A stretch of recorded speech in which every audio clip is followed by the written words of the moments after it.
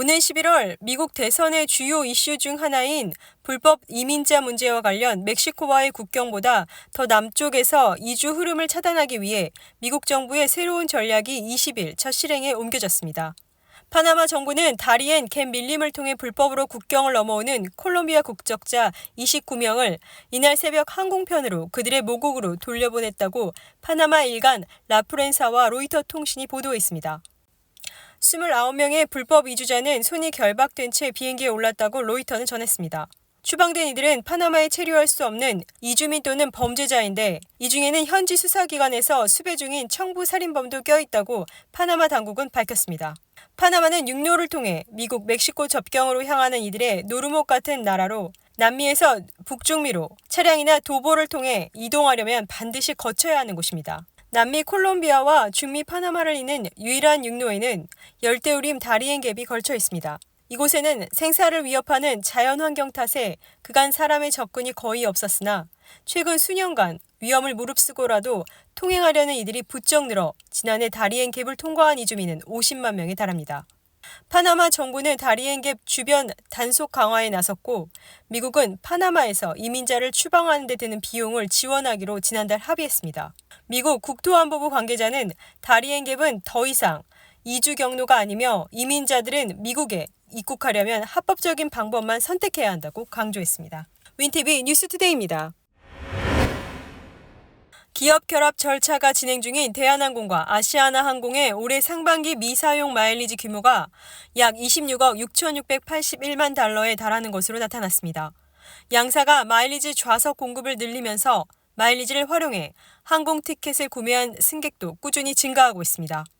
19일 한국금융감독원 전자공시 시스템에 따르면 지난 6월 말 기준 대한항공의 마일리지 2연 수익은 2조 5,278억 원, 아시아나항공 2연 수익은 9,758억 원입니다.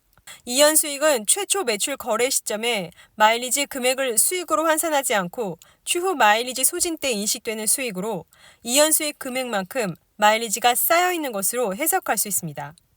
전년 동기 2연 수익과 비교하면 대한항공은 4.5%, 아시아나항공은 3.5% 각각 늘었습니다. 미사용 마일리지 규모가 늘어난 것과는 대조적으로 마일리지를 사용해 항공 티켓을 구매한 고객들은 꾸준히 증가하고 있는 것으로 나타났습니다. 양사는 마일리지 좌석 공급을 늘린 이후 항공권 구매에 사용한 마일리지 추이를 가늠할 수 있는 보너스 승객 탑승 거리가 늘고 있다고 밝혔습니다. 양사 통합 이후 마일리지 정책이 어떻게 변하느냐는 양사 이용객에게 초미의 관심사입니다. 고객 입장에서 마일리지 통합 방식과 전환 비율에 따라 금전적인 손해를 입을 수도 있기 때문입니다. 당연히 아시아나 마일리지 고객들은 1대1 비율이 되기를 희망합니다. 대한항공은 아시아나 항공을 자회사로 편입하더라도 2년간은 별도 회사로 운영한다는 계획입니다. 이 기간에 소진되지 않은 아시아나 항공 마일리지의 전환율은 추후 한국공정거래위원회의 심사를 거쳐 결정될 전망입니다. 윈티비 뉴스투데이입니다. 구글과 아마존, 마이크로소프트 등 미국 빅테크들이 인공지능 열풍의 데이터 센터 투자를 확대하면서 물소비도 급증하고 있는 것으로 나타났습니다. 18일 파이낸셜 타임스가 세계에서 가장 많은 데이터 센터가 밀집해 있는 버지니아주에 대한 정보 공개 청구를 통해 확보한 자료에 따르면 이 지역 데이터 센터는 지난해 한 해 동안 최소 18억 5천만 갤런의 물을 사용했습니다. 이는 버지니아 북부에 있는 이른바 데이터 센터 엘리로 불리는 페어팩스, 로우던, 프린스 윌리엄, 파우키의 카운티 지역의 6개 당국 자료를 분석한 것입니다. 2019년 이 지역 데이터 센터들이 11억 3천만 갤런의 물을 소비했는데 4년 사이에 63.7%가 늘어난 것입니다. 데이터 센터는 물을 이용해 컴퓨터 장비를 냉각하는 한편 연료와 전력 발전 등에도 사용합니다. 챗 GPT-3가 10개에서 50개 질문에 답하려면 500ml가량의 물이 필요하고 성능이 향상된 GPT-4에는 물도 더 많이 들어간다는 분석입니다. 데이터 센터에 열을 식히는 등 AI 관련 수요로 인해 지표나 지하에서 사라지는 물의 양이 2027년까지 42억에서 66억 제곱미터를 기록, 영국 연간 물 소비량의 절반에 달할 수 있다는 추정도 있습니다. 데이터 센터 가동 증가 속에 2022년 기준 MS를 비롯해 구글과 메타 등 빅테크의 물 소비가 늘었습니다. 이와 관련 오픈 AI 측은 대형 모델을 훈련하는 데 물이 많이 드는 것을 인정하며 효율성을 개선하려 계속 노력하는 이유 중 하나, LLM이 기후 대응 해법을 찾는 데 도움을 줄 수 있다고 믿는다고 말했습니다. 윈티비 뉴스투데이입니다.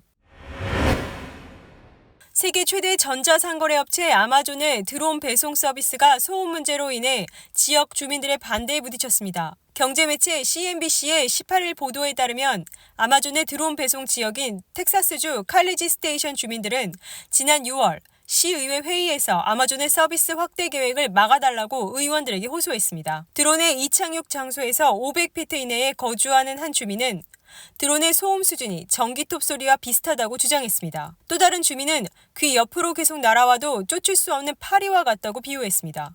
또 드론 소음이 수면을 방해하고 집 안이나 밖에서 편안한 휴식을 취하기 어렵게 만든다고 불평을 더했습니다. 현지 당국 관리자는 아마존의 드론 소음을 측정한 결과 47에서 61데시벨 정도로 나타났다고 밝혔으며 전기톱이 작동할 때는 소음은 일반적으로 125데시벨, 중장비 소음은 95에서 110데시벨 수준이라고 전했습니다. 아마존이 현재 하루 200편 수준인 드론 배송을 469편으로 늘려달라고 FAA에 허가를 요청한 데 대해 시 당국에서 반대 의견을 제시한 것입니다. 이에 대해 아마존은 더 작고 조용한 드론을 도입하는 한편 비행 고도를 더 높이는 방안을 추진 중이라고 전하며 아울러 드론 이착륙 장소를 옮기는 안을 포함해 다양한 잠재적인 방안을 고려하고 있다고 전했습니다. 윈티비 뉴스투데이입니다. 소셜미디어에서 자주 볼 수 있는 실종된 아이 찾기 포스트를 조심해야 합니다. 실종된 아이 사진을 올려놓고 도움을 청하면서 아이의 후원도 청하는 경우가 많기 때문입니다. 전미실종아동센터는 잃어버린 아이를 찾았음에도 불구하고 아이 사진이 여기저기 돌아다니고 있는 것은 사기일 수 있다고 지적하며 사기단들은 아동이 실종되거나 실종되지 않았거나 상관없이 소셜미디어에 올리고 있다고 덧붙였습니다. 일반인으로부터 후원금이나 지원 등을 받을 목적으로 이런 사기가 유행처럼 번져갑니다. 경찰 당국은 텍사스에서 테네시주에 걸친 전 지역에 실종 아동으로 올려진 경우의 대부분은 아이들이 자폐증으로 진단받은 경우가 많다고 밝혔습니다. 윈티비 뉴스투데이입니다. 일리노이 대학교 UI 헬스병원의 수백 명의 간호사들이 지난 19일부터 일주일간의 파업에 돌입했습니다. 일리노이 간호사협회 소속 간호사들은 병원이 부당한 노동 관행을 저지르고 있다고 비난하며 시위에 나섰으며 병원이 간호사들을 인력 부족과 위험한 근무 환경에 노출시키고 있다고 주장했습니다. 또한 최근 몇 년간 직장 내 폭력이 증가했는데 적절한 보호 장비조차 제공되지 않았다고 지적했습니다. 더불어 간호사들은 임금 인상을 요구했으나 대다수의 병원 측이 요구를 무시하거나 거부했다고 밝혔습니다. 이에 대해 UI 헬스는 협상에 실패한 것에 관하여는 실망했지만 합의에 도달하기 위해 성실히 재협상할 것이라는 입장을 밝혔습니다. 윈티비 뉴스투데이입니다.